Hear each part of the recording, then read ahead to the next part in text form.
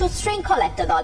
So জামাত যদি বলে যে অমুক আসনে কলা গাছ দাঁড়াবে, জামাতের কোনো প্রার্থী সে যতই যোগ্য হোক সে কিন্তু ওই আসনে আর নিজেকে মানে ডিক্লেয়ার করবে না প্রার্থী হিসেবে। যেই বিএনপির নেতা কর্মীদের জন্য গত 15 বছর লড়াই করলাম, তারা আমাকে এখন ধাক্কা দেয়।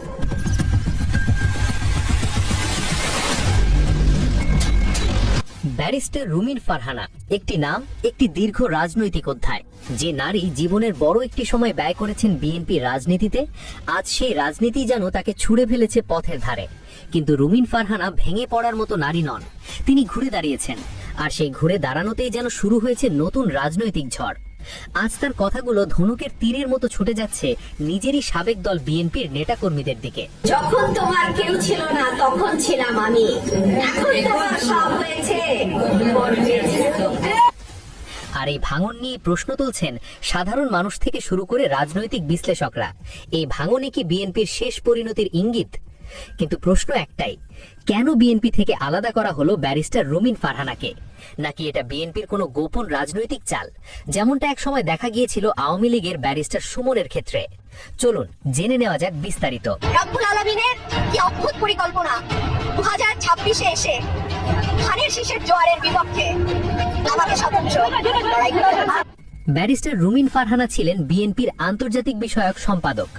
দীর্ঘ 17 বছর আওয়ামী লীগের শাসনামলে সংসদ থেকে শুরু করে রাজপথ সবখানেই তিনি ছিলেন আওয়ামী লীগের কঠোর সমালোচক। কিন্তু 5ই আগস্টের গণ অভ্যুত্থানের পর তার কিছু বক্তব্য রাজনৈতিক অঙ্গনে তৈরি করে রহস্য। টক শোতে হঠাৎ করেই তিনি উপস্থাপন করেন আওয়ামী লীগের পক্ষ নিয়ে কিছু গুরুত্বপূর্ণ তথ্য।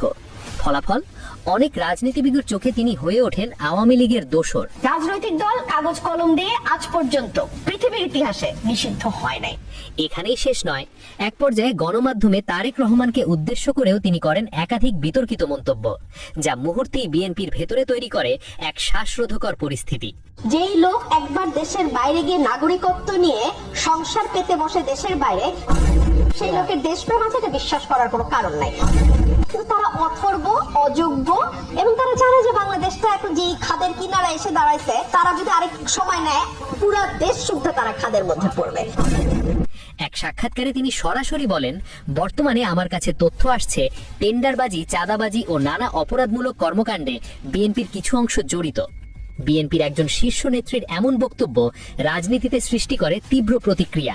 কাল বিকাল কমপ্লেন আসছে, বিএনপির নেতা কর্মীদেরকে মাঠ পর্যায়ে কন্ট্রোল করা যাচ্ছে না, চাঁদাবাজির সঙ্গে যুক্ত, জমি দখলের সঙ্গে যুক্ত, টেন্ডারবাজির সঙ্গে যুক্ত। এই বক্তব্যগুলোই এক পর্যায়ে বিএনপির ভেতরে তৈরি করে গভীর বিভাজন। এরই ফলশ্রুতিতে তারেক রহমান দেশে প্রত্যাবর্তনের পরপরই ব্যারিস্টার রুমিন ফারহানাকে দল থেকে বহিষ্কার করা হয়। তবে বহিষ্কারই কি শেষ? না, গণমাধ্যমে এখনো বিএনপিকে নিয়ে তিনি একের পর এক মন্তব্য করে যাচ্ছেন। এমনকি ঘোষণা দিয়েছেন তিনি বেঁচে থাকলে ব্রাহ্মণবাড়িয়া 2 আসনেই নির্বাচন করবেন।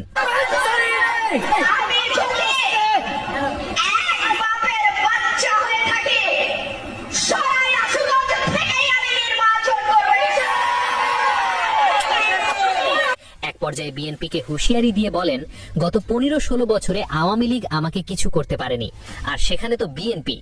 এই বক্তব্য মুহূর্তেই বিএনপির ভেতরে নতুন করে আলোড়ন তোলে। হাসিনার আমলে 5 বছর যদি চোখ রাঙায়া হাসিনার কাছ থেকে চলে আসতে পারি, আর কোন বাপের বেটা নাই যে আমারে থামাইতে পারে।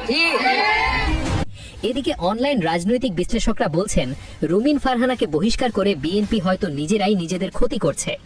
টকশো আর সামাজিক মাধ্যমে ছড়িয়েছে আরেকটি গুজব, তিনি নাকি জামায়াতের সাথে যুক্ত হচ্ছেন।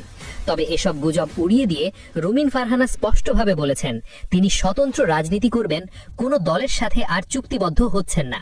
তার এই বিদ্রোহী হয়ে ওঠার পেছনের অনুপ্রেরণা হিসেবে তিনি উল্লেখ করেছেন বেগম খালেদা জিয়ার নাম। তার ভাষায় এই আদর্শেই তিনি লালিত। প্রিয় দর্শক, বিএনপি থেকে ব্যারিস্টার রুমিন ফারহানার বহিষ্কার সত্যিই কি বিএনপির রাজনীতিতে বড় কোনো প্রভাব ফেলবে? রাজনৈতিক অঙ্গনে তার গুরুত্ব কতটুকু? আপনার মতামত কমেন্টে জানাতে ভুলবেন না। এমন গুরুত্বপূর্ণ রাজনৈতিক আপডেট পেতে চ্যানেলটি সাবস্ক্রাইব